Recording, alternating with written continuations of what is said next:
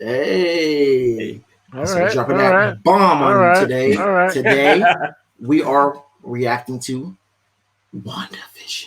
That's what's up. Episode 1. Filmed before a live studio audience.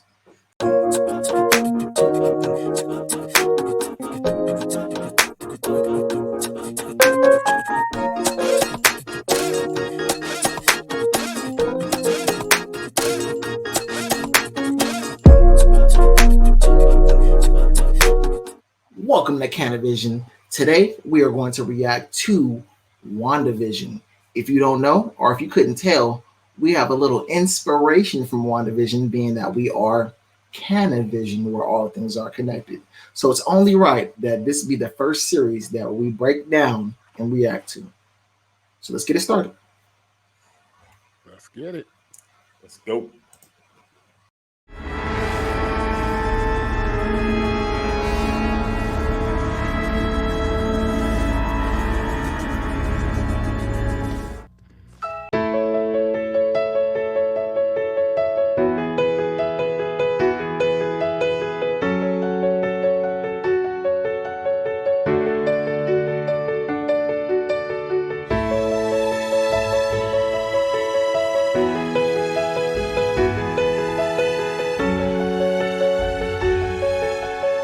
I know a lot of people tripped out on this, being all black and white. People don't know what to make of it because, people weren't sure if it was part of the MCU or if it was just like some, brand new stuff that they were doing. So a lot of people, this series just left them scratching their head. I ain't gonna lie, because when I watched it with Kels, I could see in her face, she was looking like, what the fuck is this? And then, because, the first couple episodes is in black and white, then it gets into color. It kind of progresses, but we'll talk about that when we get there. Not too many spoilers. If we get to any spoilers, we kind of let you know by saying spoilers before we, throw it out there. But the first question I have to ask is, where in the Marvel universe, when in the Marvel universe does this take place? Well, this series takes place exactly about a month, roughly right after the events of Endgame. So everyone's trying to get back to a normal life, and this whole series is about Wanda getting back into a normal life for herself, and that's what the story will unfold when we get to the end of it.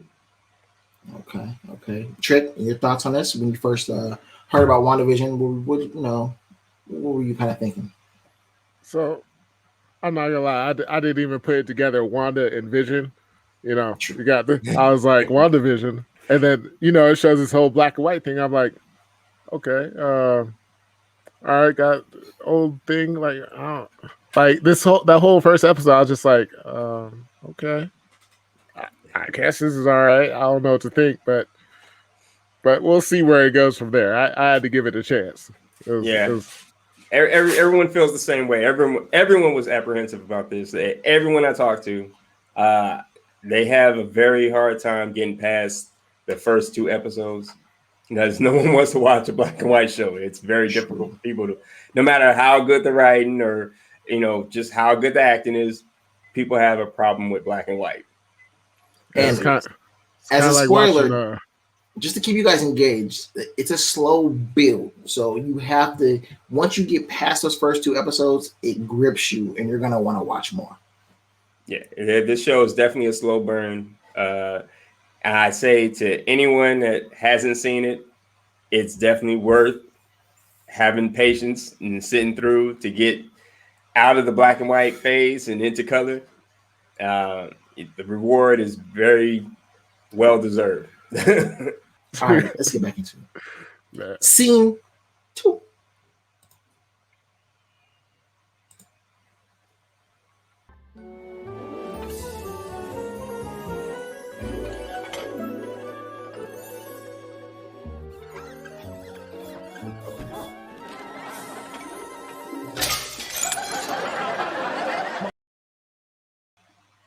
Yeah.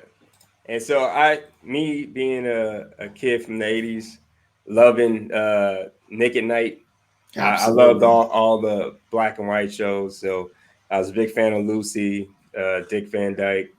Bewitched. Bewitched was, you know, my favorite magical show. I mean, you got you got people who split down the line. You know what I'm saying? You got Bewitched fans. You got, you know, I Dream of Jeannie. I was gonna say and Jeannie. So, I'm and so for me, you have people in different camps. You know what I'm saying? I'm a Bewitched. I fuck with both of them, but if you give me a choice, I easily go Bewitched. And so, you know, there's other people who be like, man, F Bewitched. You know, it's all about I Dream Jeannie. So, you know, we on both. Genie in a bottle. Oh, man. Just like Marvel and DC. That's not even a competition. Fuck DC. You can go ahead and tell me how you feel in the comment section below. This Team Marvel over here. I ain't gonna lie. I watch some Marvel, but I do rock with DC. They just got to get their shit together. And I mean, we're going off topic right now. Talk about how they're trying so hard to try to catch up with Marvel, and all it does is just they end up shooting themselves in the foot. And they gotta run their own race, and they can't look at what Marvel's doing and try to copy, because they just, even though Marvel did to them what they're trying to do, Marvel was more successful. So they just got to fall back and do what they can do, and you know, stop all the way the fuck back. And speaking of successful, let's get back to the successful show, WandaVision.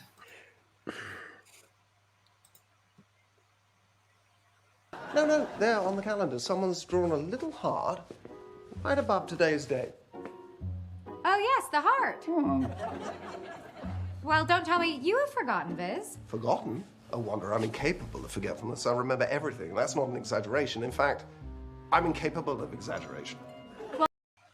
And I think it shout out, like, both of the actors in the series did an amazing job, and giving depth to both characters that we didn't get a chance to see in the MCU up until this point.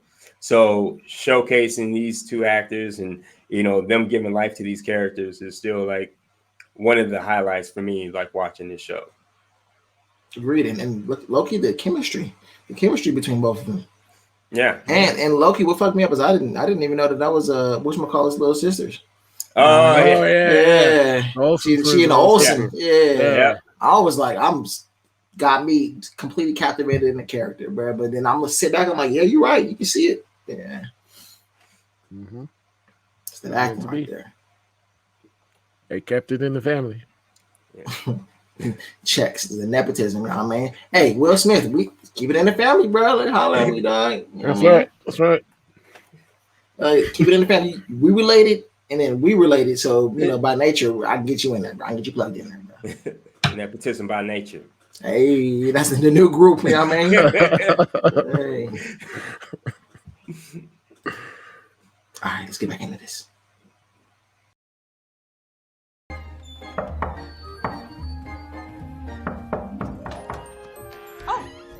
Hello, dear. I'm Agnes, your neighbor to the right. My right, not yours. Forgive me for not stopping by sooner to welcome you to the block. My mother-in-law was in town, so I wasn't.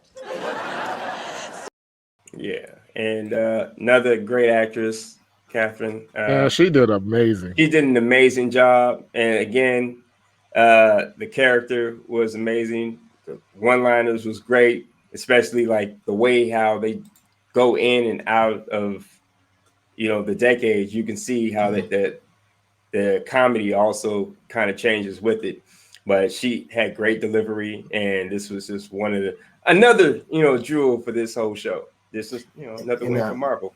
You look, you can kind of see her in this clip, how it kind of alludes to her personality, because when you look at this, you know, of course, the show is WandaVision, about WandaVision, and she comes in, and if you look on the outside looking in, like, she's just supposed to be a neighbor. So if you play back, you know, back in the sitcoms back in the day, you know, the neighbors always had a strong presence. You know, even from Wilson over the fence. You know, you didn't even see the dude's face, but he always had that strong presence. and she comes in right the gate. Like, can you imagine a neighbor in WandaVision barely know what the hell's going on? So you're just meeting me, and next thing you know, you're already in my house, and you didn't talk 1,000 times more than I already got to say anything right now. Right. But it kind of already alludes to how dominant of a character she's going to play in the series. Yeah. So I got a question now. Yeah. When she was introduced, did you already have hints to who she was? No, not offhand. I didn't. And at this point, like most people, just trying to figure out what was going on, and I had a couple of ideas of what was going on, and those ideas were way off. Like I like to tell you exactly what was going on. I'll probably wait till we get a little farther, and I'll give you Spoilers. my ideas, and then you can see like just how crazy my thought process was when it came to what was going on. All right, let's get back to the action. Hey, is there something I can help you with, buddy? Yes, as a matter of fact, there is. Would you be so good as to tell me what it is we do here exactly? Do we make something? No. Right. Do we buy or sell something? No and no. Then what is the purpose of this company? All I know is since you've gotten here, productivity has gone up 300%. Yes, but what is it we're producing? Computational forms. And no one can process the data quite like you do, pal. You're like a walking computer. What? I most certainly am not. Yeah, one of the greatest tropes of TV.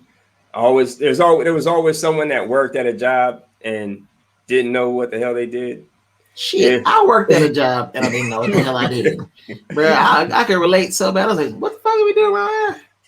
Like, I'm the best at what we do, but I don't know what the fuck we do. Like, yeah, I could relate.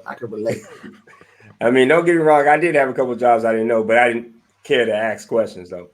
Chuck still came in. That's all that matters. Hey, I know what the fuck I'm talking about. Yeah, it's like, but it made me think about like Martin, for instance. You know, you had Tommy who had a job. No one knew what he did. You know, Tommy ain't no damn job. That was afraid. He ain't got no damn job, man. He had that money. So that's kind of what I think about. Like that's kind of like Tommy was probably in that office. You know what I'm saying? Just out there. he back there working. Yeah, man. Yeah, it's okay. I didn't know what my job was when I was in the Army either. You know, I was just like, "What's your job?" Whatever they tell me to do. Like, hurry up and wait. That's pretty much it. Oh, you want me to mop that floor? Okay, cool. Want me to change the tire? Okay, cool.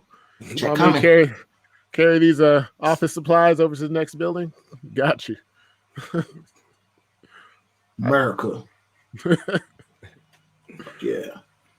Another thing in that clip though is low key how they expose little clues, like very clever.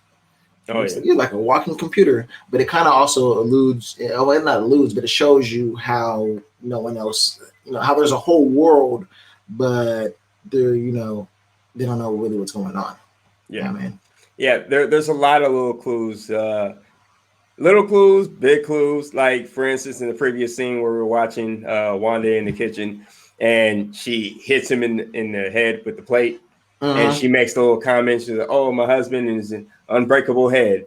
And watching Infinity War, we all know how that's not true, because Thanos came through and broke that head pretty quick. Pause. But it's like it's always like those little things that like it's just great writing for the show.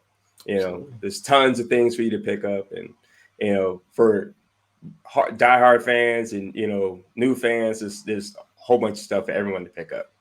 And even when he says like you're like a computer, and then he says no, I'm not, like that goes on so many different layers. Of course we're talking about the fact that he's hiding and disguising as Vision, but Vision has that internal battle all the time where he's humanizing himself, but yet he knows that he is also a machine.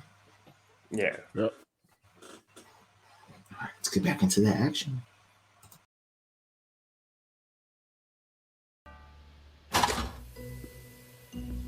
Is your husband tired of you burning his toast? Try our new and improved Toastmate 2000. It's the go-to for clever housewives. Say, this machine has some shine. You said it. Set the dial and get the taste back into your toast.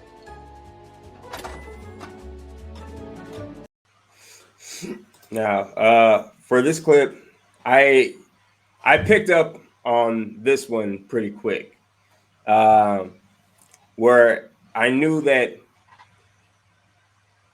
this had something to do. Each was something to do with her past, and seeing how if you watch Age of Ultron, that the first part of her trauma was Tony Stark.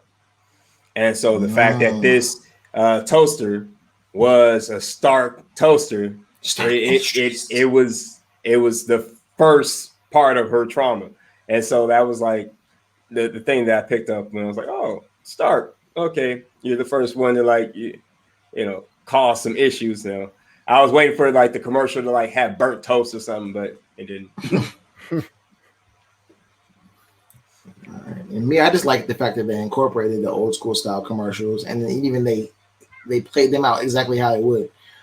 Even they didn't show in this clip, but on that infomercial, they waited for that toast to come out. And you know, back in 1940s and stuff, so it was like a good couple of minutes. They was over there like, yeah, ready, yeah, like they're trying to set them George Foreman grills. Like, yeah, you know, this lean mean grilling machine. Like, we just waiting one more minute for this burger to be done. Like, yeah, just one more minute. Yeah, I'm not gonna lie. I didn't know what the fuck was going on. I saw a toaster. I was like, okay, all right, let's keep going. Like, yeah, a lot of people were thrown off by the commercials. They were like, "Why am I watching a commercial? What is this?" And so, like, by the third commercial, then that's when I started to piece together exactly what they represented. So, pieces to the puzzle, dog. Yeah, it's all connected. Hey, let's get back into the game. That man through there is my boss, Mr. Hart. And his dear lady wife, Mrs. Hart. The Hart on the calendar was an abbreviation. You move at the speed of sound, and I can make a pen float through the air. Who needs to abbreviate? yeah. So, again, another one of those nice little tropes about, you know, mishaps in those TV shows.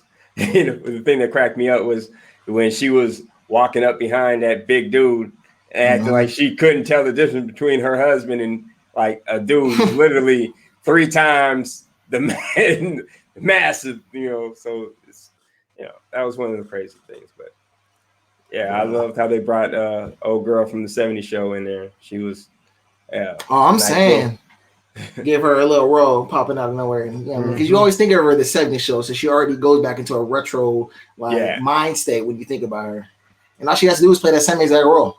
Yeah, be that same and she basically did. You know, I mean, she still had a little quirks, and you know, when they do a little dance and stuff, it's like, okay, let's get back into it. Time to improvise. You know, I'm beginning to think you're not management material, Vision. You know, I had high hopes for you, but from what I've seen here tonight, you can barely keep it together. I mean, look around. There's all this chaos going on in your household. Now, what are we going to eat? Dinner is served. Oh, pushy ass.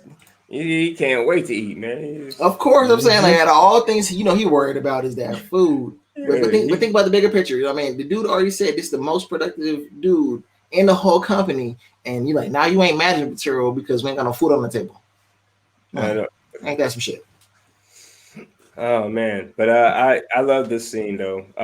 It gave like Hitchcock, Twilight Zone type of vibes, because when it got to the scene where you can see the mother from that '70s show kind of like break character, she was telling her, you know, stop it to Wanda.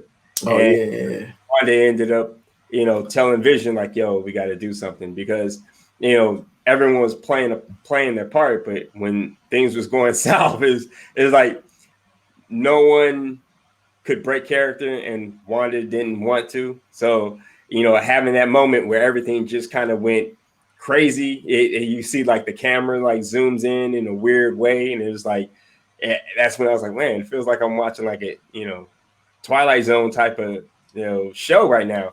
And like this is that switch up from just a comedy to like that drama was crazy. Well, Black Mirror status. Yeah. Oh yeah, yeah. No kidding. Good analogy right there. I mean, because WandaVision was a little different. It's usually when you think of a Marvel show or even a movie, it's about the action. Yeah. And this one, they kind of, you know, they switched it up a little bit. You know, of course, you know, it builds to action later on in the series, but it definitely draws you in. It develops the characters really, really well. And that's what I felt set this apart from the typical, like I say, Marvel show where they want to draw you in with the just like the name of the character, you know, just these ones are more of like, you know, B-side characters. And not to really call them B-side characters, but in the Marvel universe, like I said, they're not who people normally think of. Oh, and yeah. No. You start developing the characters, kind of humanize them to you, and kind of feel more along their journey, which is really, really good in this series, especially with Wanda. Yeah. I mean, that's kind of like what they did here. You know what I'm saying? As far as the whole MCU, it kicked off with nothing but the C and D listers of Marvel because they didn't have the rights to all the best characters.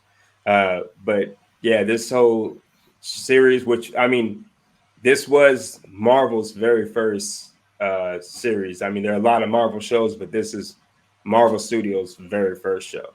So this was a departure from everything that they've done before. And, you know, this is just something to kind of like give us a taste of what they are capable of doing down the line. And this whole episode wraps up with the whole big mystery where no one knows what's going on. And, you know, the minute the episode ends, it's the same thing that anyone's ever watched this first episode is asking what the fuck is going on. Pretty much, because they're like, all we saw was a 1940s sitcom about a dinner party and a nigga at work. Like, what the fuck does this got to do with anything? And then, I mean, at the end of the episode, all things are connected. It pans out, and then you got, you know, a mysterious hand. So everything just kind of just shoots through the roof when it comes to not knowing what the hell is going on. Now, I'm just going to say, for clarity's sake, because Dow mentioned that WandaVision was the first Marvel show. Now, in the canon verse, yes, WandaVision was the first show. Obviously, I don't want people in the comments being like, well, what about the Netflix shows or Agents of S.H.I.E.L.D. or whatever? You know, like, all that it's not canon no more. It's not, you know, it's not part of the MCU. Well, now, cannon bomb. Actually, now, because the reason why they didn't want to say anything is because Netflix has a deal with Marvel that they couldn't use those characters once they ended the shows. And so the TV rights had to revert back to Marvel, but there's a cooling period. So once that cooling period ended, then they can actually incorporate these characters into the MCU. So now that majority of the characters have their cooling period, they've reached it, then they can actually start introducing them, which that's what they've actually went and confirmed, that a lot of these characters that you saw in the Netflix series is actually going to return into the MCU. Cool. So it's going to be a revamp, but it's not going to be like a continuation. It's going to be a little bit of continuation, but everything is not going to be like a clean slate. So you can go to the Netflix series and see them wherever they left off, and they're going to use that as a jump point. But because it was Netflix, it doesn't really count as Marvel Studios' first TV series. So that's the clarification. All right. Bombs on you today, you know what I'm saying? Anyone who wants to say, oh, that's not the first. It's Marvel Let Studios' us know. first if we're wrong as hell, put it in the comments below. We with it. Yeah. We call you out. We'll bring it up on the next stream. I'll call these niggas out anytime. Let me know if they're wrong. So I don't know what the fuck I'm talking about. So y'all let me know in the comment section below. We'll bring it up on the screen. You better clarify.